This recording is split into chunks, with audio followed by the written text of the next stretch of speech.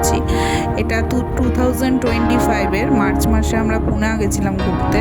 তো এখানে আমরা জ্যোতিষলিঙ্গ দেখার জন্যই মেন গেছিলাম, এবং শিরডি সাইতেও গেছিলাম, যেখানে আমার ছেলের জন্য একটু পুজো দেওয়ার ব্যাপার ছিল, মানত করা ছিল। তো সেই সব ফটো এগুলোই আমি এখন আপলোড করলাম। তো যদি ভালো লেগে থাকে অবশ্যই লাইক করো, এবং পরবর্তী